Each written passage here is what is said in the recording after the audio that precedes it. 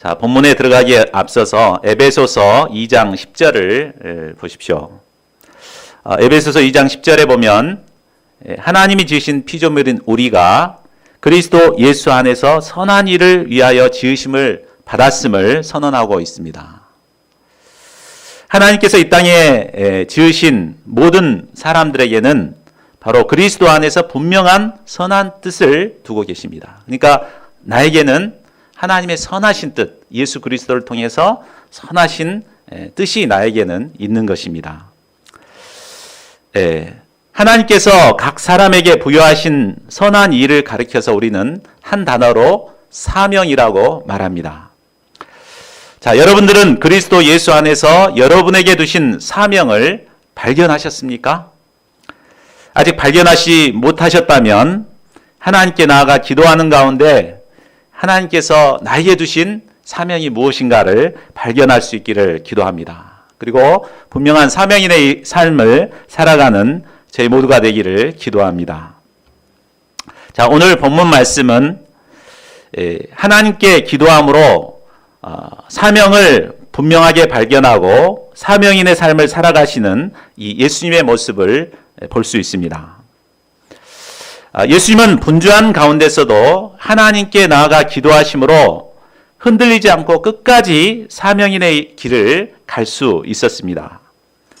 본문 말씀을 통해 이 예수님을 깊이 배워서 우리에게 맡겨주신 사명을 충성스럽게 감당하는 저희 모두가 되기를 기도합니다. 자, 지난 2강에서 예수님께서는 안식일에 가버나움에 있는 회당에서 말씀을 가르치시고 또 그곳에 있던 귀신 들린 자를 고쳐주시는 사건을 배웠습니다. 자, 오늘 본문은 그 후에 이어지고 있습니다. 자, 29절을 보십시오. 회당 집회가 끝나고 회당에서 나오신 후에 예수님은 곧바로 야고보와 요한과 함께 시몬과 안드레의 집에 들어가셨습니다. 아마 제 생각에는 시몬과 안드레가 회당에 오지를 않아서 신방 가신 것이 아닌가 생각됩니다. 당연히 예배에 와야 할 사람이 오지 않으면 우리는 지체하지 말고 예수님처럼 곧바로 확인하는 것이 필요합니다. 요즘은 이제 시대가 발달돼서 스마트폰으로 또 문자로 바로바로 확인할 수 있잖아요. 그래서 바로 확인하고 내 도움이 필요하면 또 즉시 신방 가서 도와주어야겠습니다. 자, 30절을 보십시오. 시몬과 안드레의 집에는 시몬의 장모가 함께 살고 있었습니다. 자, 이를 볼 때 시몬은 이미 결혼을 했고 또 장모까지 모시는 아주 효자였음을 알 수 있습니다. 그런데 그만 시몬의 장모가 열병에 걸려 누워버렸습니다. 지난번 말씀 공부 때 한선 목사님이 열병에 대해서 설명을 해주셨습니다. 열병은 말라리아와 같은 바이러스의 감염으로 열이 나는 병이라고 합니다. 그래서 열이 막 계속 고열이 되면 혼수 상태에 빠지고 경련을 일으키고 심하면 죽음을 맞이할 수도 있다고 했습니다. 그래서 당시에는 해열제가 그렇게 없었기 때문에 열병에서 많은 사람들이 죽었을 것이라고 했습니다.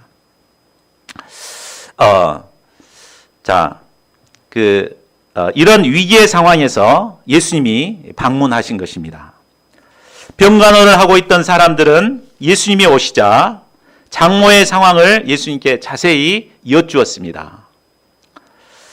이런 일련의 모습을 보면 시몬의 가정이 어떠했는가를 우리는 짐작해 볼 수 있습니다. 시몬의 가정은 어떠합니까? 시몬은 장모가 심각한 병에 걸리는 열병에 걸리는 문제가 있긴 했지만 그 가정은 아주 사랑이 많고 정이 많은 가정이었음을 알 수 있습니다. 사위인 시몬은 장모님까지 모시고 함께 살 정도로 아주 효자였습니다. 또 장모 역시 굉장히 섬김의 내면성이 풍부했던 것 같습니다. 그래서 가정을 오픈해서 많은 사람들을 섬기지 않았을까 생각됩니다. 그러니까 정작 장모가 열병에 들었으니까 많은 사람들이 와서 안식일임에도 불구하고 병간호를 하고 있는 것을 볼 때 참 이렇게 섬김의 내면성이 풍성하지 않았는가 엿볼 수 있습니다. 그리고 그들은 예수님이 오시자 마치 자기 일처럼 예수님께 장모의 이 상황을 그대로 여쭈었습니다. 요즘은 핵가족화 되고 있어서 1인 가족들이 늘어나기 때문에 주변의 사람들에게 관심을 갖지 않습니다. 점점 정이 메말라가고 있습니다. 옆집에서 사람이 죽어나가도 아무런 관심이 없습니다. 간혹 뉴스에 들어보면 혼자 사는 사람이 죽었다가 몇 달 만에 이렇게 발견하게 됐다. 이런 뉴스가 간혹 들립니다. 자, 이런 시대에 살고 있지만 우리 신자들은 이 시몬의 가정을 배워야겠습니다. 시몬의 가정처럼 주위 사람들에게 영향력을 끼치는 이런 가정이 되어야 합니다. 그리스도의 사랑에 기초하여 이웃에게 먼저 다가가서 사랑과 정을 나누는 아름다운 가정을 이루어갈 수 있기를 기도합니다. 자, 31절을 보십시오. 사람들에게 상황을 전해들은 예수님은 열병에 걸려있는 장모에게 가까이 나아갔습니다. 그리고 뜨겁게 열이 나는 그녀의 손을 잡아서 일으켜 주었습니다. 예수님의 사랑의 손길이 그녀에게 닿자 열병이 떠나고 금세 회복이 되었습니다. 예수님의 사랑의 손길이 닿으면 고열이 내리고 회복의 역사가 일어납니다. 요즘 사람들을 보면 조그만 일에도 화를 내고 열을 내는 사람들이 참 많은 것 같습니다. 이런 자들에게 예수님의 사랑의 손길이 닿을 때 열이 내려가고 안정과 평안을 얻게 됩니다. 나음을 얻은 시몬의 장모는 안식일임에도 불구하고 일어나서 열심히 예수님과 제자들을 수종들어 섬겼습니다. 안식일에는 쉬어야 되잖아요. 근데 열심히 섬겼습니다. 자, 이것이 바로 안식일을 감당하는 참된 모습이라고 볼 수 있습니다. 안식일을 잘 지키는 것은 시몬의 장모처럼 예수님께 받은 은혜의 기초에서 열심히 예수님과 하나님의 역사를 섬기는 것입니다. 자, 32절을 보십시오. 저물어 해질 때가 되었습니다. 유대인의 안식일은 전날 해질 때부터 시작해서 당일날 해 질 때까지가 안식일입니다. 예수님의 소문을 들은 사람들은 안식일이기 때문에 병자들을 데리고 갈 수가 없었고 이제 안식일이 끝나기를 기다리고 있다가 해가 지니까 이제 병자들을 또 귀신 들린 자들을 데리고 예수님께로 나왔습니다. 그래서 온 동네가 시몬의 집 문 앞에 모여들 정도였습니다. 자, 이를 볼 때 그 시대가 얼마나 병들고 귀신 들려 있는 시대였는가를 알 수 있습니다. 오늘날도 보면 사람들에게 아무런 문제가 없는 것 같습니다. 그러나 내면을 자세히 살펴보면 그 내면에 병이 들어있고 귀신이 들려있는 것을 발견할 수 있습니다. 참 요즘 정신질환에 있는 사람들이 참 많습니다. 우리 학생들과 대화하다 보면 겉은 굉장히 건장한 청년인데 그 내면이 얼마나 병들어 있는지 또 귀신의 세력에 지배를 받고 있는지를 우리가 알 수 있습니다. 이들이 병에서 고침을 받고 귀신의 세력에서 나음을 얻기 위해서는 무엇이 필요합니까? 바로 예수님께 데리고 나오는 것이 필요합니다. 순천대 캠퍼스에 병들고 귀신 들린 자들이 이 예수님의 소문을 듣고 예수님께로 몰려올 수 있기를 기도합니다. 34절을 보십시오. 예수님은 몰려온 각종 병든 많은 사람을 고치시며 많은 귀신을 내쫓으셨습니다. 누가복음을 보면 예수님은 일일이 그 위에 손을 얹으사 고쳐주셨다고 했습니다. 예수님은 피곤하다고 건성으로 고쳐주지 않았습니다. 한 사람 한 사람 일일이 손을 얹어서 인격적으로 치료해 주셨습니다. 병들고 귀신 들리고 고통받았던 자들이 예수님께 나아갔을 때 예수님께서는 모든 그들을 영접하시고 그들의 질병을 치료하시고 또 건강한 삶을 살도록 도와주셨습니다. 예수님께서 우리의 모든 질병을 고칠 수 있으신 것은 바로 그 몸이 친히 우리의 모든 연약한 것과 병을 짊어지셨기 때문입니다. 우리가 이 예수님께 믿음으로 나아갈 때 예수님께서는 우리를 있는 모습 그대로 영접하시고 우리에게 있는 모든 질병을 치료하시고 건강한 삶을 살게 하십니다. 예수님은 안식일에 참으로 많은 일을 하셨습니다. 회당에서 말씀을 가르치셨고 또 귀신도 쫓아내셨습니다. 그 뒤에는 시몬의 집에 신방 가서 장모의 열병을 고쳐주셨습니다. 거기다가 저녁 늦게까지 수많은 병자와 귀신 들린 자들을 일일이 고쳐주셨습니다. 참 사람을 상대한다는 것이 얼마나 피곤한 일입니까? 그렇죠? 예. 저는 전번에 그 학생들 열 몇 명 이렇게 수업하면서 도울 때 한두 시간 돕는데 스트레스 받아가지고 아주 찐이 빠졌습니다. 근데 예수님은 전날 수많은 사람들 일일이 이렇게 다 이렇게 감당하고 섬겨주셨습니다. 그러니까 굉장히 힘들고 피곤하고 이런 상태일 텐데 굉장히 이제 이럴 때는 어떻게 해야 됩니까? 정말 깊은 잠에 푹 좀 쉬어줘야지 새 힘을 얻을 수가 있습니다. 그래야 이제 새 힘을 얻고 또 하루를 시작할 수가 있죠. 그러나 예수님은 그렇게 피곤하게 열심히 일하신 후에 무엇을 하십니까? 우리 35절을 같이 읽어보겠습니다. 자, 시작. 새벽 아직도 밝기 전에 예수께서 일어나 나아가 한적한 곳으로 가사 거기서 기도하시더니 예수님은 아침 해 뜨기 전 새벽에 잠에서 깨어나셨습니다. 연약한 육신의 몸을 입은 예수님이시기 때문에 새벽에 일어난다는 것이 쉽지 않으셨을 것입니다. 아마 물에 젖은 손뭉치처럼 몸은 천근만큼 무겁게 느껴졌을 것입니다. 그러나 예수님은 하나님께 기도하시기 위해 몸을 일으켜 새벽을 깨우셨습니다. 그리고 한적한 곳으로 가서 기도하셨습니다. 예수님은 피곤한 중에도 새벽 기도를 시작하시고 새벽 기도로 하루를 시작하셨습니다. 우리는 몸이 피곤하면 새벽 기도를 빼먹든지 아니면 늦은 오전 아침 기도로 대체합니다. 예수님도 얼마든지 낮에 기도하거나 아니면 밤에 기도하실 수도 있으셨습니다. 그러나 왜 예수님은 굳이 힘들게 새벽 기도를 감당하신 것일까요? 그것은 새벽 시간은 가장 정신이 맑고 집중력이 좋은 시간이기 때문에 그렇습니다.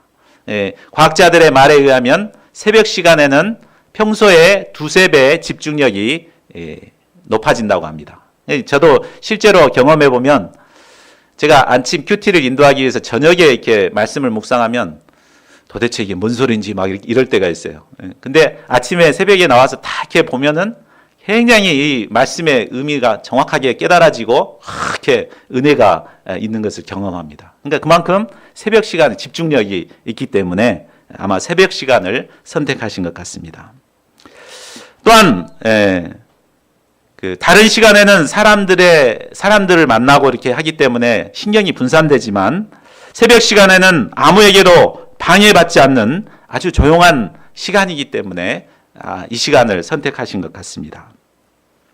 예수님은 이런 새벽 시간을 통해 하나님께 나아가셨습니다. 그리고 기도를 통해 하나님의 뜻을 발견하고 위로부터 오는 능력과 지혜를 덧입으셨습니다. 이 새벽 기도가 있었기에 예수님께서는 육신의 연약함에도 불구하고 지치지 않고 그 많은 일을 능력 있게 감당하실 수 있으셨습니다. 오늘날 한국교회가 급성장할 수 있었던 비결은 무엇입니까? 바로 많은 학자들이 새벽 기도에 있다고 말하고 있습니다. 그런데 하나님의 축복으로 경제가 풍요를 이루다 보니까 점차 새벽 기도가 사라져가고 있는 추세입니다. 작은 교회에서는 엄두가 나서 새벽 기도를 아예 포기하고 있는 교회들이 많습니다. 그러나 우리가 안위를 회개하고 새벽 미명에 기도하신 예수님을 사모하고 배울 수 있기를 기도합니다. 그래야 여러 가지 십자가도 능력 있게 감당하는 능력 있는 하나님의 종들이 될 수 있기를 기도합니다. 요즘 우리 학생 동역자님들은 바쁜 중에서도 매일 아침 깨어서 큐티 모임을 감당하고 있습니다. 우리 여학생들은 7시 큐티 모임에 참석하기 위해서는 6시에 일어나서 이렇게 꽃단장을 하시고 이렇게 나오십니다. 근데 이분들이 원래 새벽잠이 없어서 새벽 기도를 하신 분들이 결코 아닙니다. 대부분 저녁형 인간이었습니다. 그런데 평소대로 저녁에 막 이렇게 시간을 보내고 아침에 늦게 일어나고 이런 삶을 살았는데 새벽 기도를 하고 나서 어떤 게 달라졌는가 물어보면은 아주 시간이 굉장히 여유가 있고 규모 있게 많은 일을 할 수가 있다고 했습니다. 전에는 막 열심히 해도 그냥 시간이 금방 지나갔는데 새벽을 깨워서 기도한 뒤로부터는 시간 관리를 잘하게 되고 공부도 열심히 하고 또 사명도 열심히 감당하고 있다고 했습니다. 사람들은 바쁘기 때문에 기도하지 못한다고 하소연을 합니다. 그러나 예수님은 할 일이 많고 바쁘기 때문에 더욱 새벽 기도를 감당하셨습니다. 종교개혁자인 마틴 루터도 나는 바쁘기 때문에 더 기도한다고 말했습니다. 저희가 바쁘다고 핑계대지 말고 계속해서 새벽 미명에 깨어 기도하신 이 예수님을 깊이 배우고 본받을 수 있기를 기도합니다. 36, 37절을 보십시오. 예수님께서 새벽 기도를 하고 계실 때 제자들이 예수님이 계신 곳으로 찾아왔습니다.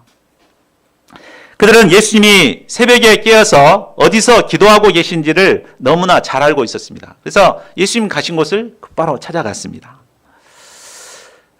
예수님이 새벽에 일어나서 기도하신다는 사실을 잘 알고 있었으면서도 제자들은 기도하지 않았습니다. 그 이유가 무엇입니까? 그것은 하나님께 관심이 있는 것이 아니라 다른 곳에 관심이 있었기 때문입니다. 그들의 관심은 정치적인 야심과 사람들에게 있었습니다.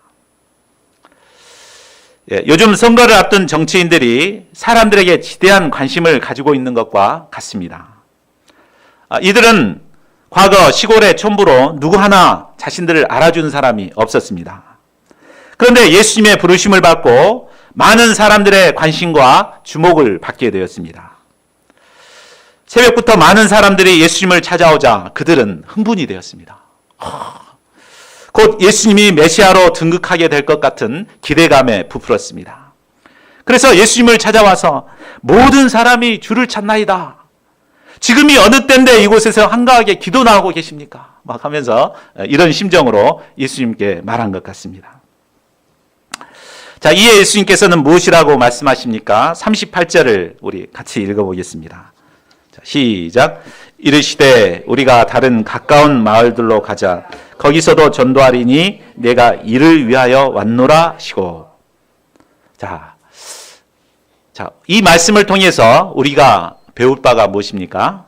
첫째로 예수님의 관심은 사람들의 인기에 있지 않고 바로 하나님이 주신 사명에 있음을 배울 수 있습니다. 우리는 복음 역사를 섬기다 보면 자칫 사람들의 인기에 관심을 갖기 쉽습니다. 그래서 사람들이 몰려오고 또 인기가 높아가면 제자들처럼 흥분을 잘합니다. 새 사람이 오면 막 흥분을 하고 좋아합니다. 반면에 사람들이 떠나거나 배척을 받게 되면 깊은 절망에 빠져 원망과 불평의 마음에 사로잡힙니다. 저도 참 그럴 때가 많았습니다. 역사 초기에는 한 사람 오고 가고에 막 그 마음이 업다운이 많이 되었습니다.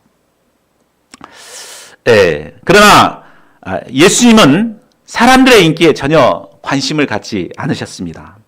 예수님의 관심은 오로지 하나님께서 맡겨주신 사명에 있었습니다. 하나님께서 나에게 무엇을 원하신가? 여기에만 집중했습니다. 이처럼 하나님이 주신 사명을 굳게 붙들었을 때 예수님께서는 사람들의 반응에 흔들리지 않고 사명인의 삶을 사셨습니다. 저희 모두가 사람들이나 인기에 연연하지 않기를 기도합니다.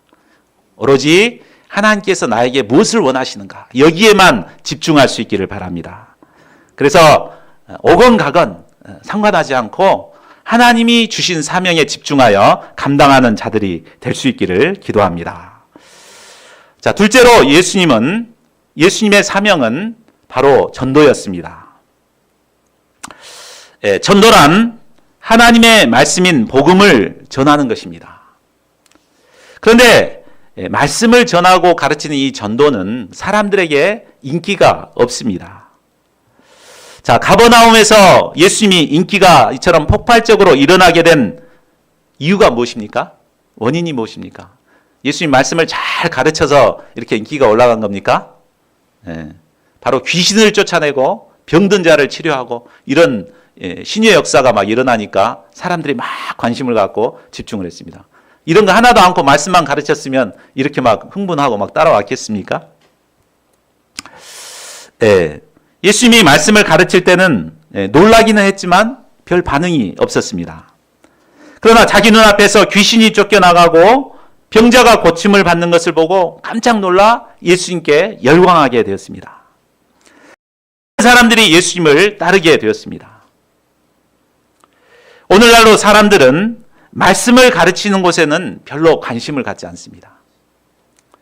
귀신을 쫓아내거나 병든 자를 치료하거나 이런 은사를 가진 사람을 아주 신령한 사람으로 여기고 그런 곳에 사람들이 몰려듭니다. 요즘은 복음 역사가 너무 힘들기 때문에 많은 목회자들이 참 말씀보다는 이런 데 눈을 돌리는 목회자들이 많습니다. 그래서 이제 막 은사주의로 막 어떤 곳에서는 이빨을 금으로 바꾸는 것을 가르쳐 준다고 막 이렇게 홍보해가지고 목사님들 모아서 가르치는 곳이 있습니다. 그런 곳에 막 목회자들이 몰려들고 잘못된 은사주의에 빠져가지고 이상한 길로 가는 목회자들이 종종 있습니다. 그러나 예수님은 사람들의 주목을 받고 인기가 올라가는 상황에서도 하나님의 사명을 놓치지 않았습니다. 전도하는 말씀을 전하는 사명을 놓치지 않았습니다. 거기서도 전도하리니 내가 이를 위하여 왔노라. 이 말씀을 붙들고 전도의 사명을 감당코자 하셨습니다. 자, 그렇다면 우리의 사명은 무엇입니까? 하나님께서는 특별히 우리를 캠퍼스 영혼들에게 하나님의 말씀을 가르치는 전도의 사명을 우리에게 주셨습니다. 전도의 사명은 캠퍼스 양들에게 별로 인기가 없습니다. 그러나 인기가 없지만 우리는 하나님께서 주신 이 전도의 사명을 굳게 붙잡고 힘써 감당하는 자들이 되어야겠습니다.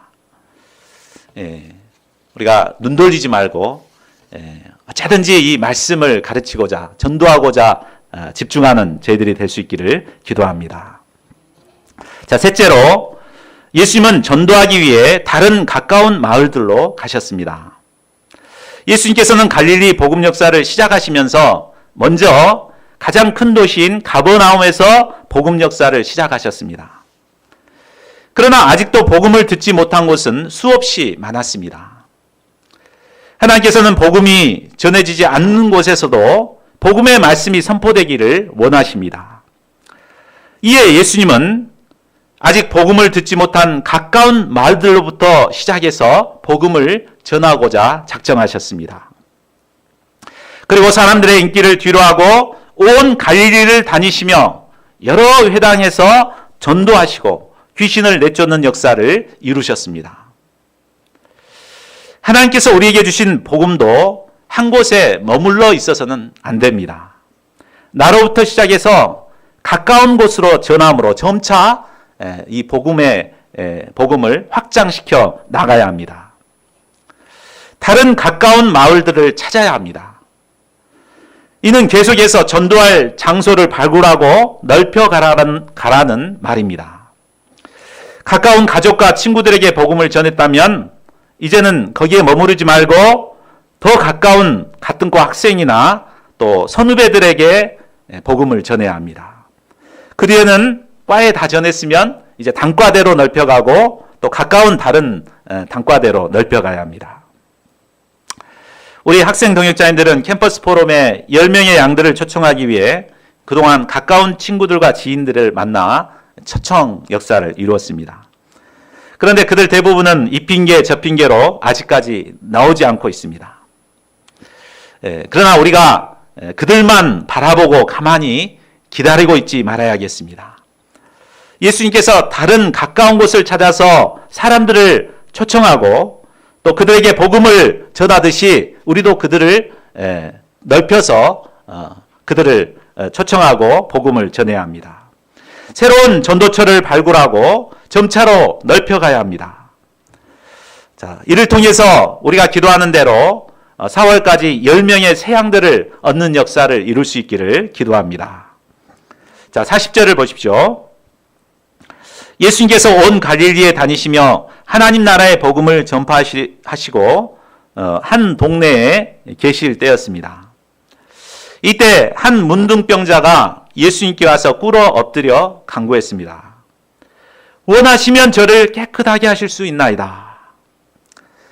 이 문둥병자는 누가복음 5장 12절에 보면 온몸에 문둥병이 들린 자였습니다. 우리가 문둥병은 많이 공부해 봐서 잘 알죠. 문둥병은 나균이 몸에 들어와서 조직과 신경을 파괴하여 살을 썩게 하는 아주 무서운 병입니다. 나균은 피부뿐만 아니라 연골 조직도 부식시키기 때문에 심하면 코도 내려앉고 또 손가락, 발가락이 떨어져 나갑니다. 눈썹도 빠지고 시신경이 상하기 때문에 눈도 멀게 만듭니다. 그런데 신경이 파괴가 되기 때문에 고통을 느끼지는 못합니다. 본문에 나오는 문둥병자는 온몸에 문둥병이 걸렸기 때문에 그의 모습은 아마 처참했을 것 같습니다. 고름이 흘러내리고 악취가 진동했을 것입니다. 손가락, 발가락도 떨어져 나가고 점차 하나님의 형상을 잃었을 것입니다.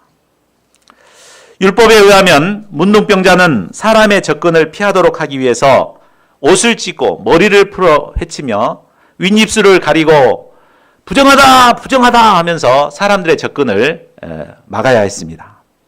그리고 백성들과 격리돼서 진 밖에서 살아야 했습니다. 만일 사람들이 있는 곳에 나타나게 되면 그는 돌에 맞아 죽을 수도 있습니다. 성경은 여러 곳에서 문둥병을 죄와 관련해서 언급하고 있습니다. 죄를 지었을 때 문둥병을 걸리는 예들이 곳곳에 나와 있습니다. 때문에 문둥병은 여러 가지 면에서 그 증상이 죄와 흡사합니다. 문둥병에 걸리면 하나님께서 심히 기뻐하신 우리 하나님의 형상이 점점 파괴되어 가죠. 이것처럼 우리가 죄를 지으면 하나님의 형상이 점차 파괴되어 버립니다. 또한 그 문둥병에 걸리면 고통을 못 느끼잖아요.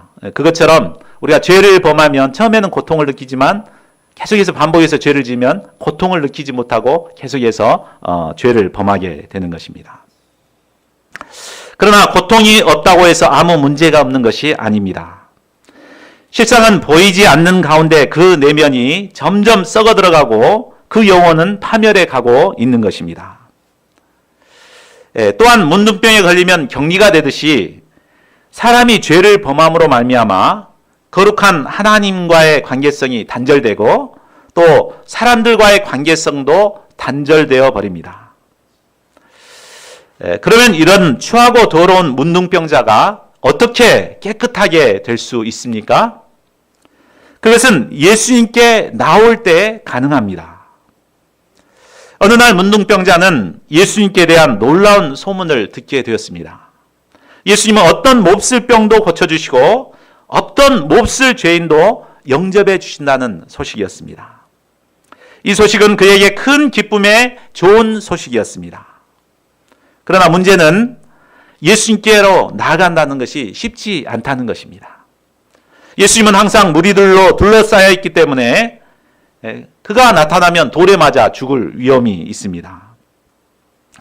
또한 추하고 더러운 몸을 사람들에게 내보이기 위해서는 오랫동안 형성되었던 자의식을 극복해야 했습니다. 무엇보다 나같이 추하고 더러운 자를 받아주실까 하는 예수님에 대한 의심, 또 예수님께서 과연 나의 고질병을 고치실 수 있을까라는 예수님께 대한 능력에 대한 의심을 극복해야 했습니다. 그는 믿음으로 이 모든 어려움들을 극복하고 결국에는 예수님께 나왔습니다. 그는 예수님만 바라보고 있는 모습 그대로 나온 것입니다. 우리는 이런 그에게서 믿음이란 무엇인가를 배울 수 있습니다. 믿음이란 절망적인 상황 가운데서 예수님을 바라보고 나아가는 것입니다. 믿음이란 예수님의 능력과 사랑을 믿고 있는 모습 그대로 나가는 것입니다. 본문의 문둥병자는 믿음으로 예수님께 나와 무릎을 꿇고 머리를 땅에 대고 엎드려 간구했습니다. 주여, 원하시면 저를 깨끗하게 하실 수 있나이다. 그는 자신의 추한 모습이 깨끗하게 되기를 원했습니다. 그는 예수님이 원하시기만 하면 그를 깨끗하게 하실 수 있다는 믿음이 있었습니다. 그는 오직 예수님의 은혜와 자비만을 구했습니다. 그러면 예수님께서는 이런 그를 어떻게 고쳐주십니까? 41절을 보십시오. 우리 41절을 같이 읽어보겠습니다. 시작. 예수께서 불쌍히 여기사 손을 내밀어 그에게 대시며 이르시되 내가 원하노니 깨끗함을 받으라 하시니. 먼저 예수님은 그를 불쌍히 여기셨습니다. 이는 죄로 말미암아 하나님의 형상을 잃어버린 인간에 대한 긍휼의 마음이었습니다. 문둥병자님은 손을 내밀어 그에게 대셨습니다. 이는 지극한 사랑의 표현이었습니다. 문둥병자에게 손을 대는 것은 율법으로 금지되어 있습니다. 그러나 예수님의 사랑은 이런 율법을 초월했습니다. 계속해서 예수님은 말씀하셨습니다. 내가 원하노니 깨끗함을 받으라. 내가 원하노니 I am willing. 이 말씀은 그가 낫기를 원하는 것 이상으로 예수님께서 그를 깨끗게 해주시기를 원하신다는 말씀입니다. 그는 몸이 깨끗게 되기를 원했지만 예수님은 그의 몸뿐만 아니라 마음과 영혼까지도 깨끗게 되기를 원하셨습니다. 이처럼 예수님은 우리가 어떤 추하고 더러운 모습으로 나오더라도 그를 뜨겁게 영접해 주시고 깨끗게 해주시는 분이십니다. 예수님은 그가 믿음으로 나왔을 때 무조건 뜨겁게 영접해 주셨습니다. 이는 허랑방탕한 탕자가 돌아왔을 때 무조건 뜨겁게 영접해 주시는 아버지의 사랑과 같습니다.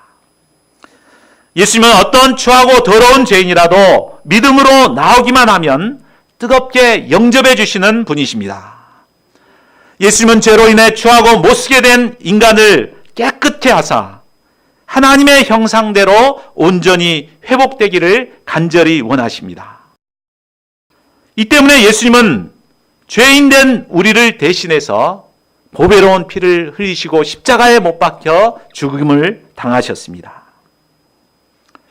내가 어떤 몹쓸 죄를 지었을지라도 있는 모습 그대로 주님께 나아가 진실되게 죄를 고백할 때 예수님께서는 모든 보배로운 피로 우리의 모든 불의와 죄악을 깨끗게 해주십니다.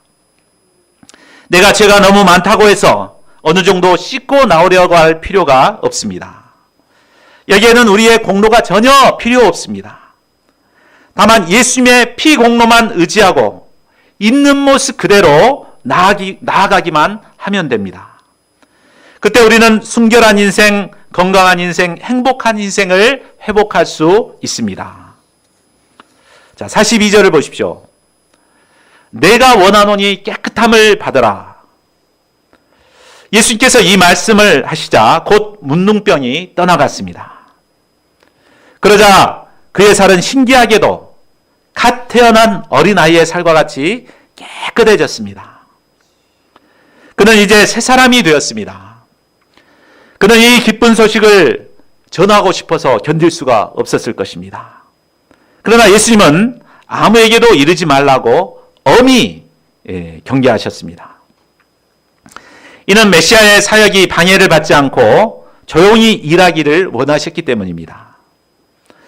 예수님은 다만 그가 정상적인 사회생활을 할 수 있도록 제사장에게 가서 몸을 보이고 모세에 명한 것을 들여 건강진단서를 얻도록 하셨습니다. 자, 그런데 그가 어떻게 합니까? 45절을 보십시오. 그는 예수님의 말씀에 순종하지 않고 이 일을 많이 전파해 버렸습니다. 이 일로 인해 예수님의 사역이 방해를 받게 되었습니다. 사람들 앞에 나가기가 어렵게 되었습니다. 자, 은혜를 받은 것도 중요하지만 은혜를 감당하는 것이 더 중요합니다. 은혜를 받은 자들은 먼저 자기 생각을 내려놓고 겸손히 하나님의 말씀에 순종함으로써 받은 은혜를 감당할 수 있어야 합니다. 자, 결론을 맺겠습니다. 오늘 우리는 사명인의 삶을 사신 예수님의 모습을 배웠습니다. 우리는 이 예수님을 본받을 수 있기를 기도합니다. 아무리 바쁘더라도 새벽 미명에 깨어나서 하나님께 나아가 기도하신 예수님을 본받을 수 있기를 기도합니다. 그래서 우리가 바쁘더라도 새벽을 깨어서 하나님께 나와서 하나님이 나에게 무엇을 원하시는가 발견할 수 있기를 기도합니다.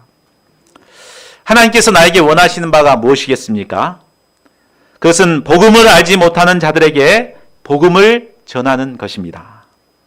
이를 위해 하나님께서 우리를 목자로 세워주셨습니다.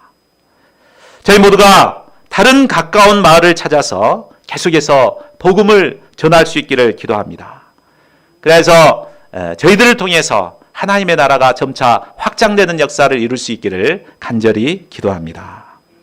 자, 요절 말씀 읽고 기도하는 시간 갖겠습니다. 반주자 나와주시고요.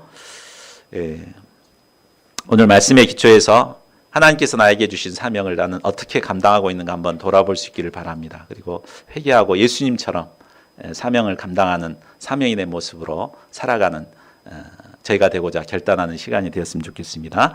이 시간 38절을 같이 읽고 소리내서 2분 동안 기도하겠습니다. 시작. 이르시되 우리가 다른 가까운 마을들로 가자. 거기서도 전도하리니 내가 이를 위하여 오너라.